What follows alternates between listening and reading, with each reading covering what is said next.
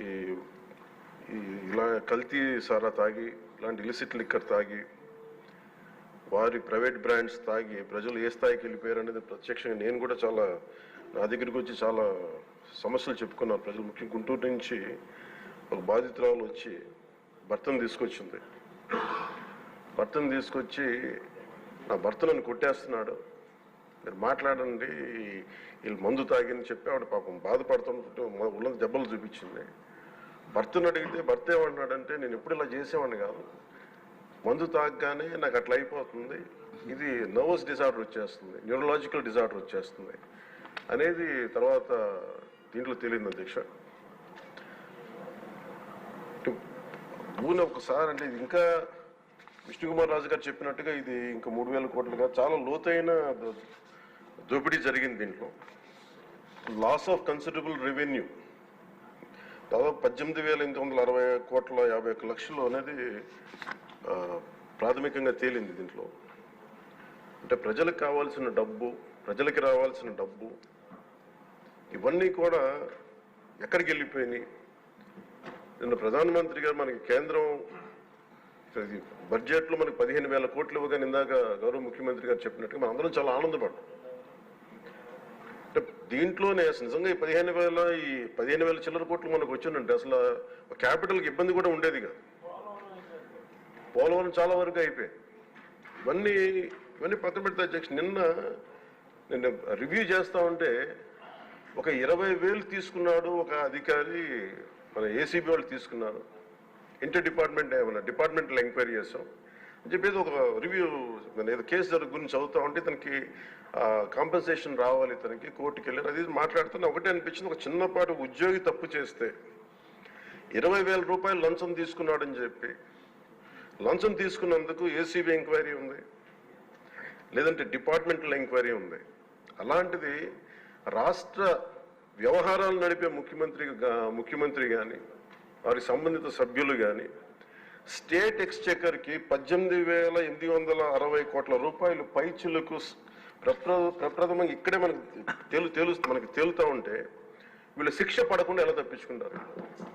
శిక్ష పడాలి.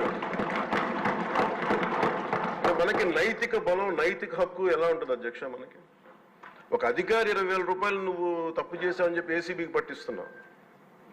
వీళ్ళేమో దారుణంగా 18,000 కోట్లు అటు ప్రజల్ని కనీసం వాళ్ళ క్వాలిటీలు మన లిక్కర్ మనకి తాగాలని చెప్పి ఎవరిని మనం కూర్చోబెట్టి మనం పెంపొందించట్లా. ఓకే, ఒక వ్యసనం అనుకోండి, దానికి ఏదైనా పేరు పెట్టుకోండి. ముఖ్యంగా మనకి మద్యపాన నిషేధం అనేది చాలా చాలా కష్టమైన విషయం, ముఖ్యంగా ఆంధ్రప్రదేశ్. ఒకవైపు యానాం, ఇంకోవైపు మనకి మధ్యప్రదేశ్, ఇంకోవైపు చూస్తే మనకి తెలంగాణ, ఒరిస్సా, తమిళనాడు, కర్ణాటక, ఇన్ని బార్డర్స్ని షేర్ చేసుకొని మద్యపాన నిషేధం అనేది ఇప్పుడు చాలా కష్టసాధ్యమైన విషయం. గతంలో కూడా చేశారు, సాధించలేకపోయాం.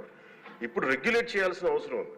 ఇందాక గౌరవ సభ్యులు బుచ్చయ్య చౌదరి గారు చెప్పినట్టుగా ఒకటి స్టేట్ ఎక్స్చెకర్కి లాస్ జరిగింది, ప్రజలకి ఆరోగ్యానికి హాని జరిగింది. దాంతోపాటు అసలు ఈ వ్యసనాన్ని తగ్గించే పరిధిలో కూడా కొంత ఉన్నారు, కొంత బడ్జెట్ కేటాయించాలి. ముఖ్యంగా డీ అడిక్షన్ సెంటర్స్ కానీ వీటితో పాటు కేటాయించాలి. అది కూడా సూచన బుచ్చయ్య చౌదరి గారు చెప్పిన సూచన కూడా మనం పరిగణలో తీసుకోవాలి అధ్యక్ష. ఎందుకంటే రేపొద్దు మనమే కనుక 18,000 కోట్లు ప్రస్తుతానికి వస్తే దాంట్లో కనీసం ఒక సర్టెన్ శాతం, ఒక 10% అంటాం, ఎంత పర్సెంటేజ్ ఆ పెద్దలందరూ కూర్చొని, విఘ్నులందరూ కూర్చొని దాంట్లో కొంత డీ అడిక్షన్కి దాన్ని ఖర్చు పెట్టాలి అధ్యక్ష. కేవలం దాన్ని ఆదాయంగా చూడకుండా అట్లీస్ట్ ఒక 10% డీ అడిక్షన్గా దాన్ని డీ అడిక్షన్ సెంటర్స్ ఖర్చు పెట్టాలి. కానీ అన్నిటికంటే కూడా ఈ రోజున గౌరవ ముఖ్యమంత్రి గారు చెప్పింది, వీళ్ళని ఎలా ఇన్వెస్టిగేషన్ అంటే అలిగేషన్స్, దీంతో ఎండ్ అయింది ఈ ప్రజెంటేషన్.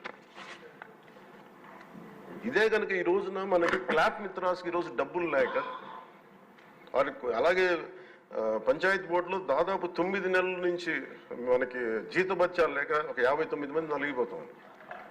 అలాగే ఫీజు రీఎంబర్స్మెంట్ లేక విద్యార్థులు నలిగిపోతా ఉన్నారు. స్టేట్ ఎక్స్చెకర్లో డబ్బులు లేవు. కానీ అందరూ ఇన్ని కోట్లాది మంది జీవితాలతో ఆడుకుని వీళ్ళ చేతుల్లో మటుకు ఇన్ని వేల కోట్లు, దాదాపు విష్ణుకుమార్ రాజు గారు చెప్పినట్టు 30,000 కోట్లు వెళ్ళిపోయాయి. 18,000 కోట్లు ముందస్తుగా తెలుస్తుంది, కానీ ఇంకా లోతుగా చూస్తే అది చాలా పెద్ద ఇది స్కామ్, ఇది దోపిడీ. వీటిని కనుక మనం వదిలేస్తే తప్పు చేసిన వాళ్ళని గత ప్రభుత్వం సంబంధించిన ఇది ఇట్స్ నాట్ అబౌట్ వెండట పగా ప్రతీకారం కాదు, కానీ వీళ్ళని స్వేచ్ఛగా కనుక వదిలేస్తే వాళ్ళ అదృష్టవశాత్తు ఈరోజు వాళ్ళకి లేరు. వాళ్ళు కనుక ఉండుంటే వాళ్ళకి నిజంగా వాళ్ళకి సమాధానం చెప్పాల్సిన పరిస్థితి ఉండేది. తప్పించుకొని పారిపోయారు వాళ్ళు ఈరోజు, తప్పించుకొని పారిపోయారు వాళ్ళు. We have to make them accountable అధ్యక్ష. వాళ్ళు we have to bring them into accountability. They have to be penalised. వాళ్ళు దయచేసి గౌరవ ముఖ్యమంత్రి గారికి నేను మీ తరపు నుంచి ఆయనకి తెలియజేసుకున్న అధ్యక్ష, దయచేసి వీరిని please we have to penalise them sir. వాళ్ళకి సరైన శిక్ష పడాలి సార్. వీళ్ళకి తప్పించుకోవడానికి కుదరదు సార్.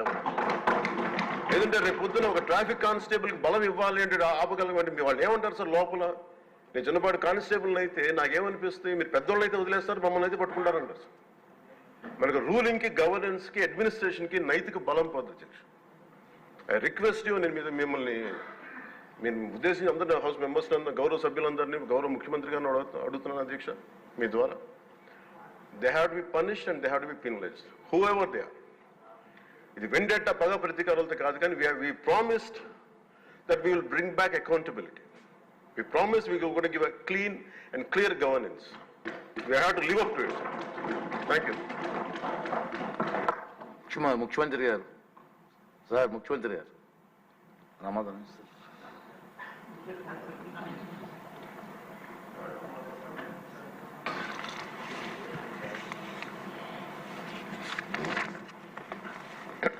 అధ్యక్ష, చివరిగా మాట్లాడినటువంటి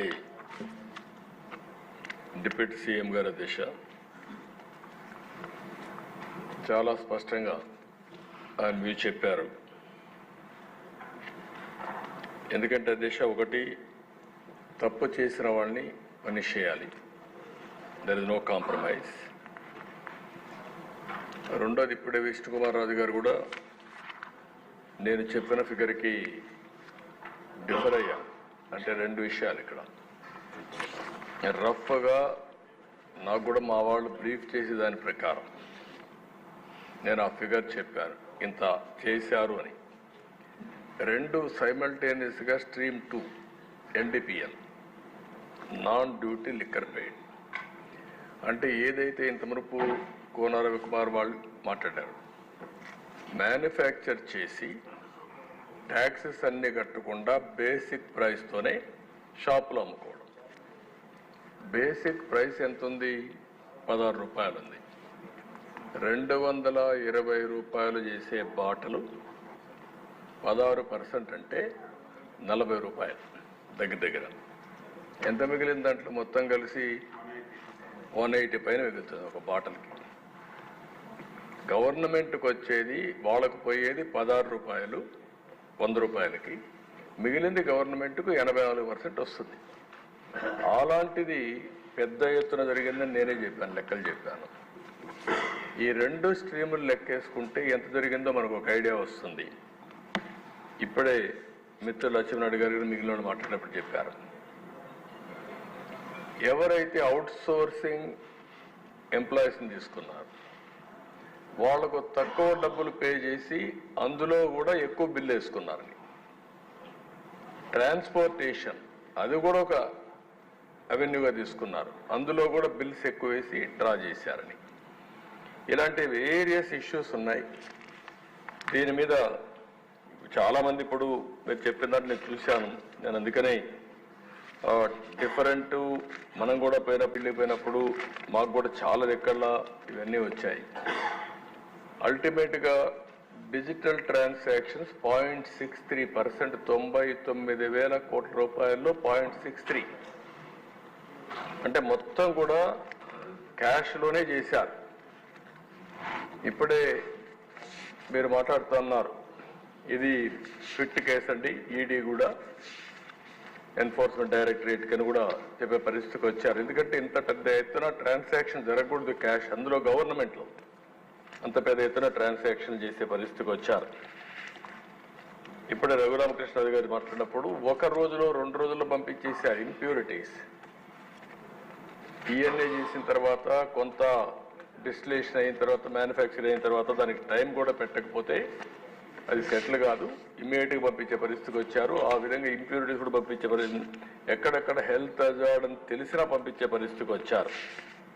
డిస్టిలేషన్ అయిన తర్వాత, మ్యానుఫ్యాక్చర్ అయిన తర్వాత దానికి టైం కూడా పెట్టకపోతే అది సెటిల్ కాదు, ఇమ్మీడియట్గా పంపించే పరిస్థితికి వచ్చారు. ఆ విధంగా ఇంప్యూరిటీస్ కూడా పంపించే పరిస్థితి, ఎక్కడెక్కడ హెల్త్ హజార్డ్ అని తెలిసినా పంపించే పరిస్థితికి వచ్చారు.